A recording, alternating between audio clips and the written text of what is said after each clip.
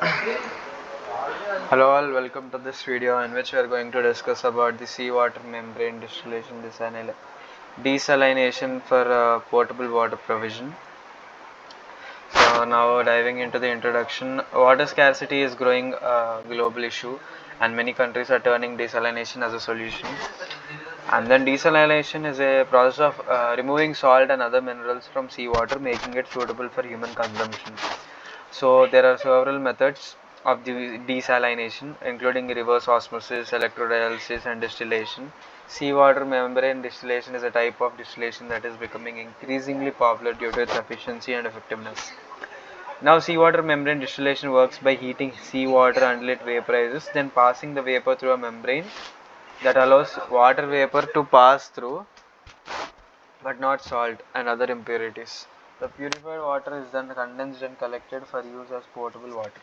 So, the seawater membrane distillation is particularly useful in areas where there is a lack of freshwater resources, such as coastal regions and islands. It also can be used in emergency situations such as natural disasters to quickly provide potable water. So, seawater membrane distillation is still a relatively new technology, but it is rapidly improving and becoming more widely used as the technology becomes more efficient and cost effective. It has a potential to play an important role in the addressing global water scarcity issues. So, in the literature survey, a study by Khadiran in 2018 compared the performance of different types of membrane distillation for seawater desalination. So, the study found that air gap membrane distillation was the most effective method for producing high quality potable water. And another study by Ahmad in 2020 looked at the potential of combining solar power with seawater membrane distillation to produce potable water. So this study found out that using solar power, the heat of the water and the run that membrane distillation process was a cost-effective and sustainable solution. So Al Khudiri in 2012 he researched about the membrane distillation had a higher recovery rate than produced a higher quality of potable water, and also reviewed by Zhao.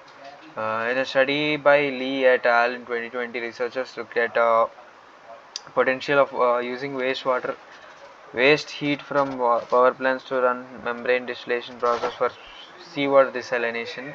This study found that this was promising solution that could reduce energy costs and help to address water scarcity issues. A study by Gaffer compared the cost and energy requirements of different desalination technologies, including membrane desalination. The study found that membrane distillation was the competitive option in terms of cost and energy requirements. And then coming to problem analysis, energy consumption, capital cost, scaling up limitations, maintenance cost, environmental impact, water quality. That these are the major problems that we have to analyze. So energy consumption. The silent content ra.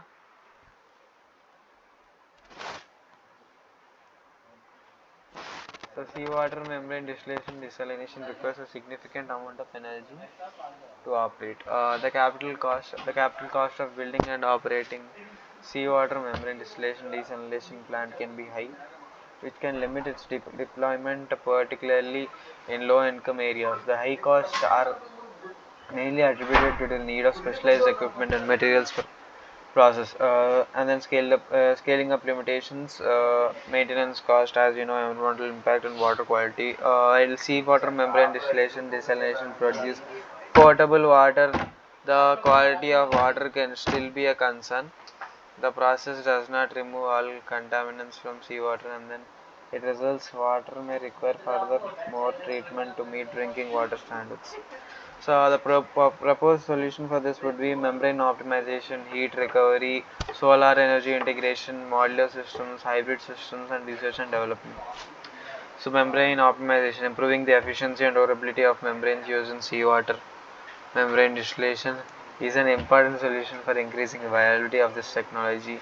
And then solar energy integration, the integration with renewable energy sources such as solar power can further reduce the environmental impact of seawater. and also hybrid systems combining seawater membrane distillation with other desalination technologies such as reverse osmosis or electrodialysis can improve efficiency and reduce energy consumption. So the methodology in this is design and fabrication of membranes, which is the first step to design and fabricate the membranes that will be used in distillation process. And then setup of distillation unit. The seawater membrane distillation unit needs to be set up and installed. And then pre-treatment of seawater. Seawater needs to be pre-treated to remove any particulate matter, organic contaminants, or dissolved gases that could foul the damage of the membrane. And then distillation process. The actual distillation process involves the heating seawater to generate water vapor, which then passes through the membrane that is condensed on the other side. The distilled water is then collected and stored. So heat recovery, the waste heat generated during the distillation process can be recovered and used to preheat the seawater for other purposes. So this involves the use of heat exchangers or thermal management techniques. And then what comes water quality analysis. The quality of the distilled water needs to be analyzed to ensure that it meets appropriate potable water standards. This involves testing for a range of contaminants, including salt, minerals, microorganisms, and organic compounds. And then maintenance and cleaning. The distillation units need to be regularly maintained and cleaned to ensure that it operates efficiently and effectively over time. This can involve periodic membrane cleaning, replacement of worn components, and then maintenance tasks. Resources and techniques. Membrane materials are the resources and techniques used. Module design, heat source, pre-treatment, membrane cleaning, monitoring and control, energy recovery, maintenance, yeah, and then system integration. So membrane materials. The choice of membrane material is critical for the efficiency and cost effectiveness of seawater membrane distillation. Materials like polypropylene, fluoroethylene, which is also known as PTFE, and polyvinylidene fluoride, which is PVDF, are commonly used. And then heat source. Heat is required to drive the desalination process. So pre-treatment. So seawater contains impurities that can foul the membrane and reduce its efficiency. And then maintenance. Regular maintenance of the system is necessary to ensure its longevity and reliability. Maintenance tasks may include membrane replacement, cleaning, and inspection of the system components. The solution for this would be high performance membranes, and then researchers are developing new membranes materials that have higher water flux and better salt rejection properties.